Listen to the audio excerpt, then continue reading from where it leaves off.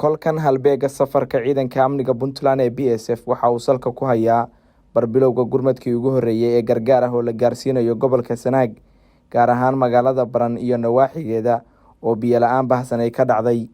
Gurmadkan ayaa ka koobnaa biyo dhaamis, shidaal iyo kharash loogu talagalay caawinta dadka gurmadka iyo garab istaaga u baahan. Ciidanka BSF ayaa sidoo kale maamulka degmada Baran iyo kan gobolka Sanaag ku wareejiyay booyado dadka biyo u dhaamin doona inta raxmadda ee laga helayo. waxaan gaadiidleyda ka dhaamisa magaalada Baran gobolka Sanaag waxaana u soo dhaanshaa afurur lawrka kaliya wax lagu geeyaa $264 waxaana weeye dhererkeedu 143 kiiloomitir wax lagu maqnaadaa 24 saac buu gaariga booyadii goortii uu biyo dooran ku maqnaadaa. waa fogaan wada xumo raf biyo motorkii oo iska dhaban cadaaday oo booyadii kayuu u galeen oo biyo kala waayeen. maanta halkan noogu yimi saraakiil ka socota ciidanka BSF oo sida gargaar bini'aadamnimo runtii aad baan ugu mahadcelinaynaa xaaladda ka jirta Baran ee biyo la'aaneed inay dareemeen maaragtay gurmadna u soo fidiyeen. waa arrin runtii bogaadin mudan waana uga mahadcelinaynaa ciidanka BSF-na runtii waxyaabaha looga bartay bay ka mid tahay inay maaragtay difaaca dalka iyo gargaarka maaragtay danyarta intaba ka qayb qaataan. aad iyo aad baan runtii uga mahadcelinaynaa. waxaan halka maanta aan kaga gudoomaynaa 3 booyadood oo ay yiraahdeen maaragtay ilaa iyo inta dadka baahida biyo la'aanta baxaysaahii waxay la joogi doonaan halka noogu wareejiyeen waxay la joogayaan degmada una dhaamin doonaan. waxaan isleenahay biyo dhaan kastoo la sameeyo arrin ka qiimo badan weeye oo ka qaalisan maadaama inta baahidaasu baxayso booyadahaas gurmadka dadka masaakiinta ee haraadan u taagan yihiin. waa arrin runtii muhiima waa arrin bogaadin mudan. annagu saaka ayaanu Baran soo galnay waxaanu ka u soo aadnay biyo la'aanta ka taagan Baran oo deegaanka ka taagan baanu maqalnay waxna media aan ka aragnay waxna aad baan u wareysanno waa maqalnay aad baa biyo la'aan uga taagan tahay. booyadii biyo waxay maraysaa $320 hadday 5 fuusto taana waxay maraysaa $264.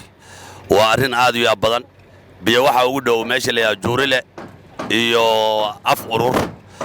arrintaas waxaanu aad iyo aad arrin aan qaadan weynay bay noqotay. waxaan aad iyo aad ugu mahadcelinaynaa dadkii deegaanka walaa dawladdii maamulkii iyo dadkii deegaanka odayaashii cuqayshii kulli aad baan nala soo dhaweeyay. waxaana ku wareejinay wax yar oo aan ugu talagalay biyadaan iyo 3 booyadood oo ay sii waraabshaan inta ay magaranaysa insha Allah khayr ka imaanayo ama gurmad ka ballaaran oo ka imaanayo. waxaan aad iyo aad ugu mahadcelinaynaa ciidanka BSF iyo saraakiishiisa.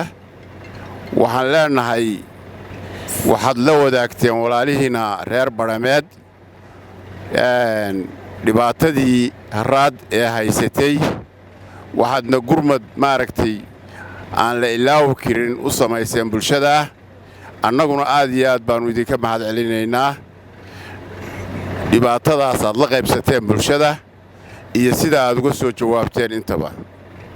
waxaan rabaa inaan halkan ka sheego inaad noo wadeen arrimo aad u muhiima oo ay ka mid yihiin 3 booyadood oo weliba dhaansan oo biyihoodii wata oo aad nagu wareejiseen biyahana in laga cabbo iyaguna ay u qareemaan bulshada intii muddo ah oo ay u shaqeeyaan oo ah arrinaan hore loo arag. runtii waxaa muhiim noo ah cid kasta oo maaragtay bixisa lacag waa laga yaabaa in oo biyo dhaan bixisa in la helo laakiin cid booyad ku dartaa ma jirto ama wax dhici kara maaha. idinka muugatay waa arrin labaad ee aad u muhiima oo annagana farxad geliyay bulshadana ay ku faraxsan tahay.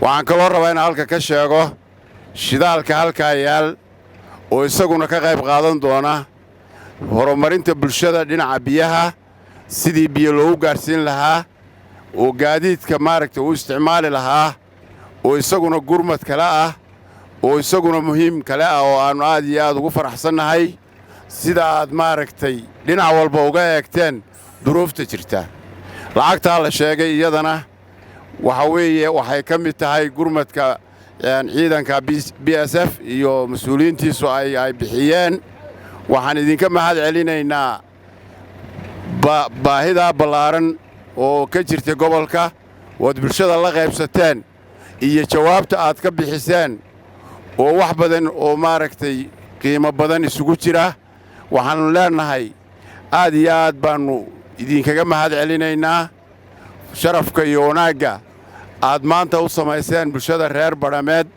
iyo bulshooyinka kale oo maaragtay reer Puntlandba waxaad tihiin ciidankaygii waxaad tihiin ciidankii maaragtay Puntland ciidamada ugu qiimaha badan ee aanu ku hurudno waxaan leenahay guulaysta waraxmatullaahi wabarakaatu waan salaamina dhammaantiin intana dhegaysanaysa iyo intana la joogta iyo intana daawanaysaba gurmadkii ugu horreeyay haddii aanu BSF ka helnay aad iyo aad bay u mahadsan yihiin u mahad celinaynaa dadka noo shubay biyaha kan BSF maasha Allah ilaahay uu sadaqadanayna soo gaarsiiyeen Allah ajar ka siiyo xasanaad ka siiyo waa manayn haraad baan nahayay ilaahay baanu ka sugaynaa raxmad marka iyagana ilaahay ajar iyo xasanaad ka siiyo gurmadkan ayaa waxa uu noqonayaa mid ballaaran oo guud ahaan laga fuliyo gobolka Sanaag iyo gobolada kale ee Puntland ee ka jirto abaarta baahsan ee ka dhacday geeyiga Soomaaliya.